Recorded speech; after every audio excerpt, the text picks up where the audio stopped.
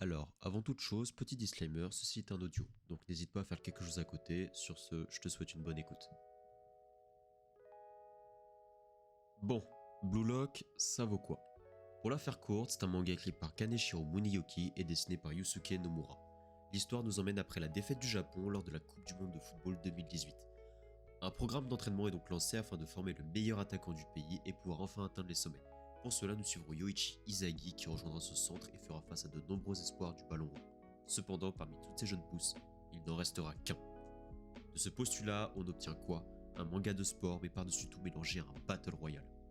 Avec une sortie manga attendue et très appréciée par les lecteurs, un animé s'est suivi et a encore su élever les attentes. Un an après la sortie de l'animé, il est temps de faire un bilan de tout ça. Alors, pour ses qualités tout d'abord, le postulat de base. A l'instar de ses compères, Blue Lock se détache totalement de l'idée que l'on peut se faire d'un manga de sport traditionnel. Initialement, les choses qui priment sont l'esprit d'équipe, le lien qui se crée entre chaque coéquipier, mais cette fois-ci, je dirais que le seul mot d'ordre, c'est vraiment chacun pour sa gueule. C'est une idée qui fait plaisir et qui nous donne un certain vent de fraîcheur dans une industrie qui a parfois énormément de mal à se réinventer. Autre point que l'on a dans le manga, c'est son dessin, qui, je trouve, est génial. Il retranscrit parfaitement l'adrénaline des matchs, les effets de vitesse lors des courses, lors de la lecture, rien n'est indigeste. C'est parfaitement lisible et le dessinateur choisit parfaitement quoi mettre en avant pour le bien de notre compréhension. Alors, ceci est un peu plus personnel, mais j'aime beaucoup les chara-design des personnages que je trouve à la fois variés et très cohérents avec la personnalité de chacun. Je pense bien sûr à Nagi, ce personnage évoquant la nonchalance, ou bien Baro qui dès le premier regard évoque quelqu'un d'affirmé prêt à tout pour la mettre au fond des filets. Enfin, dernier point qui je trouve est vraiment intéressant, c'est la mentalité de certains joueurs, ou plus globalement, la mentalité du sport dans ses bons comme dans ses mauvais côtés. On en vient parfois à oublier le pratique du terrain, et préférant suivre le passé et l'évolution que nous raconte tel ou tel personnage. Le manga retranscrit très bien cette facette qui parfois est très taboue dans le milieu du sport, tels que les doutes, les excès, ou bien même le conditionnement de certains joueurs à qui on leur a ordonné de jouer à ce sport par simple prédisposition. Pour ce dernier exemple, si on devait retranscrire sur notre réalité, ce seraient les jeunes parents qui inscrivent leurs garçons au football, qui deviennent des futurs Mbappé, afin qu'ils puissent ramener soit de l'argent, soit de la notoriété, ou du moins une forme de mise sous les projecteurs.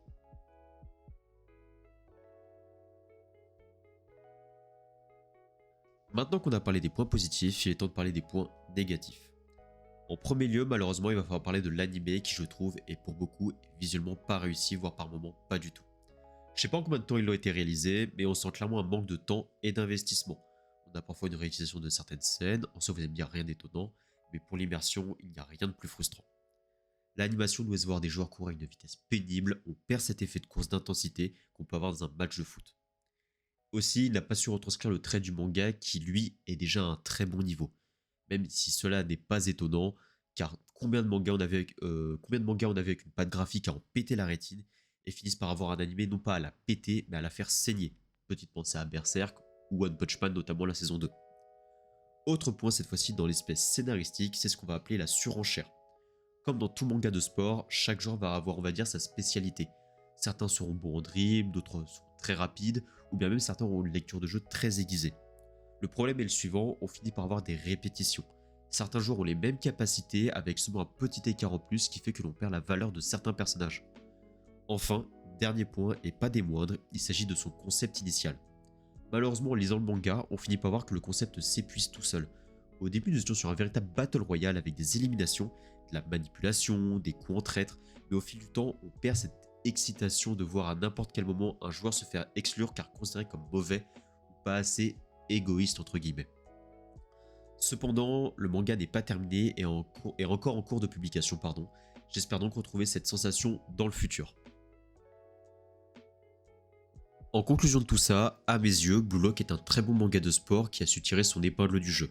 L'histoire reste malgré sa prenante, je me plais à suivre certains personnages et en tant que dessinateur à mes heures perdues, c'est un véritable kiff à regarder. Je vous donne donc la note de 7 pour le manga et un 5 sur 10 pour l'anime. À l'heure où j'en suis, il était prometteur par ses idées et j'espère dans le futur saura le redevenir et donc on saura si oui ou non Izagi deviendra l'attaquant numéro 1 du Japon. Voilà, donc ce petit audio se termine là. Là, je parle un peu sans le texte, un peu en freestyle. Si cette idée vous a plu, n'hésitez pas à partager, à liker, etc. Le classique, on va pas le répéter. Mais voilà, c'est un exercice auquel j'ai envie de me tester. Je fais plusieurs expérimentations sur ma chaîne, voir s'il y a un truc qui me plaît, un truc qui va ressortir du lot, etc. Mais là, dans ce genre d'exercice, j'aime beaucoup, étant donné qu'il n'y a pas trop de montage et que ça me permet d'être assez spontané dans l'exercice. Voilà. Sur ce, bah c'est la fin.